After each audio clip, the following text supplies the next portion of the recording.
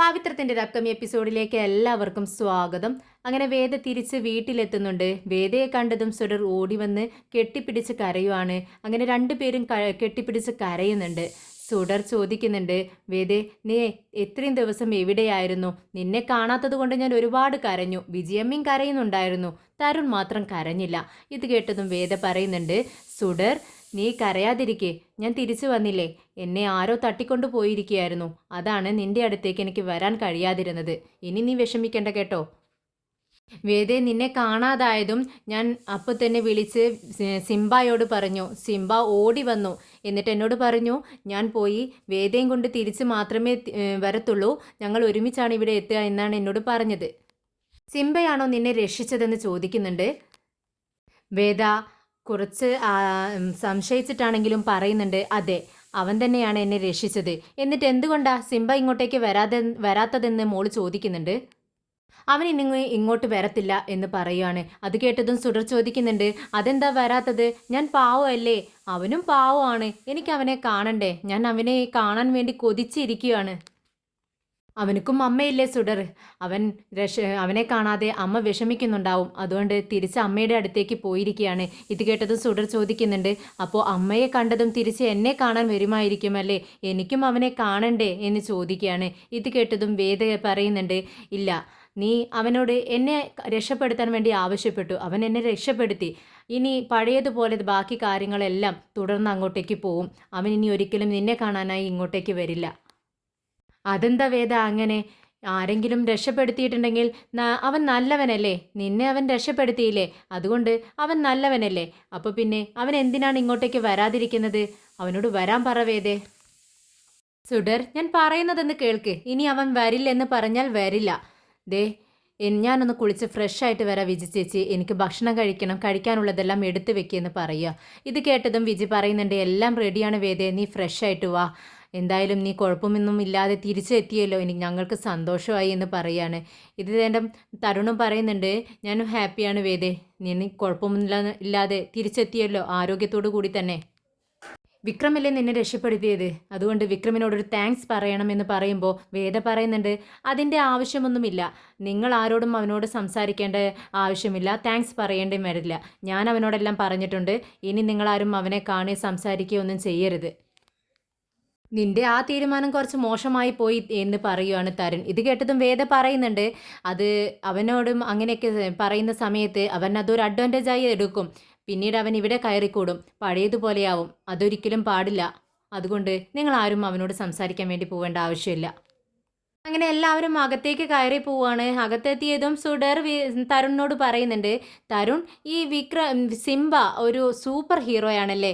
ഇത് കേട്ടതും തരുൺ പറയുന്നുണ്ട്, അതേ മോളെ, നിന്റെ സിംബ ഒരു സൂപ്പർ ഹീറോ തന്നെയാണ്. അത് ഞാൻ എവിടെ വേണമെങ്കിലും പറയും, ആർക്ക് ഇഷ്ടപ്പെട്ടില്ലെങ്കിലും. അത് വേദയെ നോക്കിക്കൊണ്ടാണ് തരുൺ പറയുന്നത്. സത്യം സത്യം പോലെ തന്നെ പറയണമല്ലോ. നിന്റെ സിംബ എല്ലാവരെയും രക്ഷിച്ചിരിക്കും. അവൻ ഏറ്റെടുത്ത കാര്യം പെർഫെക്റ്റായി ചെയ്തിരിക്കും. അതുകൊണ്ട് അവൻ ഒരു സൂപ്പർ ഹീറോ തന്നെയാണ്. ഇത് കേട്ടതും വിജയമ്മ ചിരിച്ചുകൊണ്ട് കിച്ചണിലേക്ക് പോവാണ്. വേദ തരുണിനെ ഒന്ന് നോക്കിക്കൊണ്ട് റൂമിലേക്ക് കയറി പോകുന്നുണ്ട്. ഇതേ സമയം കമലാമ്മ ഭക്ഷണമൊന്നും കഴിക്കാതിരിക്കുകയാണ്. ശ്രീജ കൊണ്ടു കൊടുക്കുന്നുണ്ട്. എനിക്കൊന്നും തന്നെ വേണ്ട, എനിക്ക് വിശപ്പില്ല, എനിക്ക് എൻ്റെ മോനെ കാണണം എന്ന് പറയുവാണ്. ഇത് കേട്ടതും വിശ്വത്തിനും വിനയനൊക്കെ ഒരുപാട് വിഷമം തോന്നുന്നുണ്ട്. വിനയൻ പറയുന്നുണ്ട്, അമ്മയ്ക്ക് മകനോട് ഒരുപാട് സ്നേഹമുണ്ടായിരിക്കും വിക്രമിനോട്. പക്ഷേ ഭക്ഷണം കഴിക്കാതിരുന്നാൽ അമ്മയുടെ ആരോഗ്യം തന്നെയല്ലേ ഇല്ലാതാവുന്നത്. അമ്മ ഭക്ഷണം കഴിക്കുമെന്ന് പറയുവാണ്. ഇത് കേട്ടതും കമലാമ്മ പറയുന്നുണ്ട്, അതെ, നിനക്ക് നിൻ്റെ അനിയനോട് സ്നേഹമില്ലാതിരിക്കാം, പക്ഷേ ഞാൻ അങ്ങനെയല്ല. അവൻ എൻ്റെ മകനാണ്. ഒരമ്മയുടെ മനസ്സ് ആർക്കും പറഞ്ഞാൽ മനസ്സിലാവില്ല. അവൻ വന്നിട്ട് എനിക്ക് ഭക്ഷണം മതി, എനിക്കൊന്നും വേണ്ട എന്ന് പറയുവാണ്. എന്നാൽ കമലാമ്മ ഭക്ഷണം കഴിക്കാതിരുന്ന് കണ്ടിട്ട് നന്ദിനി പറയുന്നുണ്ട്, അമ്മ എന്തിനാണ് ഇങ്ങനെ ഭക്ഷണം കഴിക്കാതിരിക്കുന്നത്? വിക്രമിൻ്റെ സ്വഭാവം അമ്മയ്ക്ക് അറിയാവുന്നതല്ലേ? വിക്രം പണ്ട് ചെയ്ത കാര്യം അമ്മയ്ക്ക് അറിയില്ലേ? അമ്മ രാധയെ വിവാഹം കഴിപ്പിക്കാൻ വേണ്ടി നോക്കിയിട്ട് എന്താ ഉണ്ടായത്? മണ്ഡപം വരെ എത്തിയിട്ട് അവളെ വിവാഹം കഴിക്കാൻ സമ്മതമല്ല എന്ന് പറഞ്ഞ് ഇറങ്ങിപ്പോന്നില്ലേ? ഇപ്പോഴെന്താ ഉണ്ടായത്? കൺമണിയുമായിട്ടുള്ള വിവാഹം അവനെ ഉറപ്പിച്ചു. എന്നിട്ടോ അവിടെ എത്തിയപ്പോൾ അവൻ എന്തു പറഞ്ഞു? വേദ വേറെ വിവാഹം കഴിച്ചിട്ടില്ല, ഒറ്റന്തടിയായി കഴിയുകയാണെന്ന് അറിഞ്ഞതും അവൻ വേദയുടെ പിറകെ പോയില്ല അമ്മേ. സത്യം പറഞ്ഞാൽ വിക്രമിന് നമ്മളോട് ആരോടും തന്നെ സ്നേഹമില്ല. അതുകൊണ്ട് അവൻ ഇങ്ങനെയൊക്കെ ചെയ്യുന്നത്. പ്രത്യേകിച്ച് അമ്മയോട് സ്നേഹമില്ല. അവൻ്റെ മനസ്സിൽ വേദ വേദ വേദ എന്നുള്ളൊരു ചിന്ത മാത്രമേ ഉള്ളൂ. നന്ദിനി ഇങ്ങനെയൊക്കെ സംസാരിക്കുന്നത് കേട്ട് വിശ്വം പറയുന്നുണ്ട്, നന്ദിനി, ഇക്കാര്യം പഴയ കാര്യങ്ങളൊക്കെ സംസാരിക്കാനുള്ള നേരമാണോ ഇത്? നീയൊന്നും മിണ്ടാതിരിക്കേ. പെട്ടെന്നാണ് വിക്രം അമ്മയെന്ന് വിളിച്ചുകൊണ്ട് അങ്ങോട്ടേക്ക് കയറി വരുന്നത്. വിക്രമിനെ കണ്ടതും എല്ലാവർക്കും സന്തോഷമാവുകയാണ്. കമലാമ്മ മോനെ എന്ന് വിളിച്ചുകൊണ്ട് വിക്രമിനെ കെട്ടിപ്പിടിച്ച് കരയുന്നുണ്ട്. വിശ്വവും വിനയും വിക്രം വിക്രം എന്ന് വിളിച്ചുകൊണ്ടിരിക്കുകയാണ്. വിക്രം അമ്മയെ സമാധാനിപ്പിക്കുന്നുണ്ട്. അമ്മേ കരയാതെ, ഞാൻ വന്നില്ലേ, അമ്മ എന്തിനാണ് ഇങ്ങനെ കരയുന്നത്, അമ്മ കരച്ചിലൊന്ന് നിർത്തുമെന്ന് പറയുന്നുണ്ട്. എന്നാൽ കമലാമ്മ പറയുന്നുണ്ട്, എൻ്റെ വിഷമം നിനക്ക് മനസ്സിലാവില്ല, ഞാൻ എത്രത്തോളം വേദനിച്ചു എന്ന് നിനക്കറിയാമോ വിക്രം? എങ്ങനെയാണ് നീ രക്ഷപ്പെട്ടതെന്ന് വിഷം ചോദിക്കുകയാണ്. അത് ഞാൻ രക്ഷപ്പെട്ട ഉടനെ തന്നെ അമ്മയെ കാണാൻ വേണ്ടി വരുമായിരുന്നു ചേട്ടാ. അമ്മ ഒരുപാട് വിഷമിച്ചിരിക്കുകയായിരുന്നു, എനിക്ക് മനസ്സിലായി എന്ന് പറയുകയാണ്. ഇത് കേട്ടതും വിനയം പറയുന്നുണ്ട്, ഓ വിഷമം എന്ന് പറഞ്ഞാൽ ഇത്രമാത്രം വിഷമമെന്ന് അറിയാമോ വിക്രം നിനക്ക്? നീ പോയതിൽ പിന്നെ അമ്മ വെള്ളം പോലും കുടിക്കാതെ ഇവിടെ പട്ടിണി കിടക്കുമായിരുന്നു. ശരി, എനിക്കും വിശക്കുന്നുണ്ട് ചേച്ചി, അമ്മയ്ക്കും എനിക്കുമുള്ള ഭക്ഷണം എടുത്തുകൊണ്ട് വാ എന്ന് പറയുകയാണ്.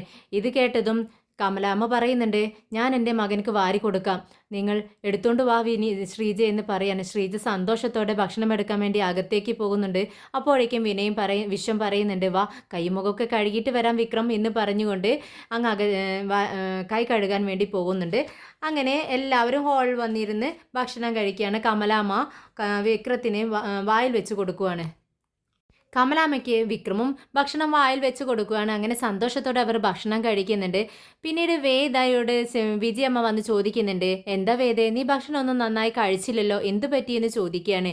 ഇത് കേട്ടതും വേദ പറയുന്നുണ്ട്, കടലിലായിരിക്കുന്ന സമയത്ത് വിജി ചേച്ചി 24 ഹവേഴ്സും എനിക്ക് വിശപ്പായിരുന്നു, പക്ഷേ ഇവിടെ എത്തിയപ്പോൾ എന്തെങ്കിലും ഒന്ന് കഴിച്ചാൽ മതി എന്നുള്ള മട്ടായി.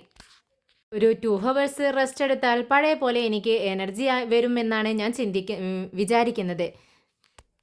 പിന്നീട് വിജി എന്തോ ചോദിക്കാനായി തുനിയുന്നു. പെട്ടെന്ന് തിരിഞ്ഞു നടക്കുവാണ്.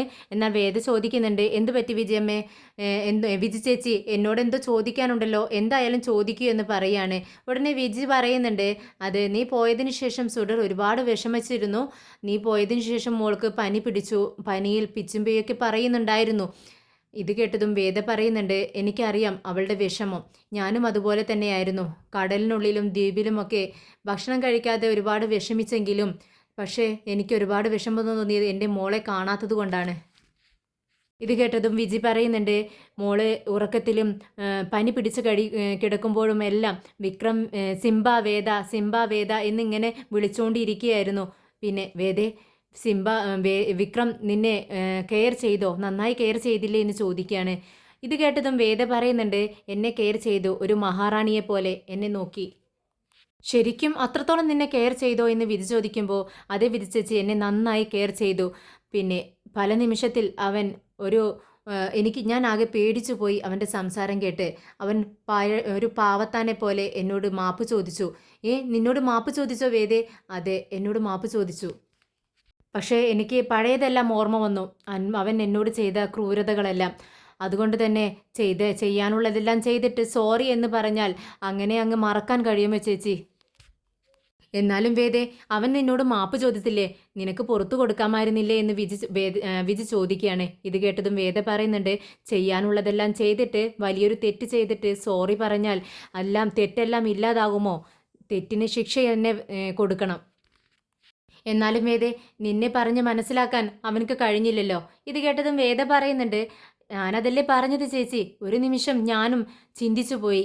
അവൻ പഠിച്ച കള്ളനാ, ആരെ പറഞ്ഞും മയക്കാൻ അവനക്കറിയാം, ആരെ പറഞ്ഞും തെറ്റല്ല എന്ത് പറഞ്ഞും കൺവിൻസ് ചെയ്യിപ്പിക്കാനും അവനക്കറിയാം. അവൻ്റെ സ്വഭാവം അങ്ങനെയാണ്, ആരും അതിൽ മയങ്ങി വീഴും. ഒരു നിമിഷം ഞാൻ പഴയ കാര്യങ്ങളും ചിന്തിച്ചില്ലായിരുന്നെങ്കിൽ ഞാൻ അവൻ്റെ വാക്കിൽ വീണു പോയേനെ. അവൻ അപ്പോഴും എന്നോട് ചോദിച്ചിരുന്നത് സുഡർ അവൻ്റെ മകളാണോ എന്നുള്ള കാര്യമാണ്. അതാണ് അവനക്ക് അറിയേണ്ടിയിരുന്നത്. എന്നിട്ട് നീ അവനോട് കാര്യങ്ങൾ തുറന്നു പറഞ്ഞോ എന്ന് വിജി ചോദിക്കുന്നുണ്ട്. ഞാൻ പറയോ? ഒരിക്കലും പറയില്ല. ഞാൻ എത്രത്തോളം വിഷമിച്ചിട്ടുണ്ടെന്ന് എനിക്കറിയാം. എൻ്റെ പാസ്റ്റ് ഞാൻ അതെല്ലാം ചിന്തിച്ചു. ഞാൻ അനുഭവിച്ച വിഷമങ്ങളെല്ലാം അവനും അനുഭവിക്കണം. ഇത്രമാത്രം അവനെ ശിക്ഷിക്കണോ വേദ എന്ന് ചോദിക്കുമ്പോൾ വേദ പറയുന്നുണ്ട്, ചേച്ചി അവൻ എന്നെ കടലിൽ വെച്ച് രക്ഷിച്ചു. എന്നെ പൊന്നുപോലെ നോക്കി. അവനോട് ഞാൻ കടപ്പെട്ടിരിക്കുന്നു. അത്രമാത്രം. അല്ലാതെ ഞാനും അവനും തമ്മിൽ ഒരു ബന്ധവുമില്ല.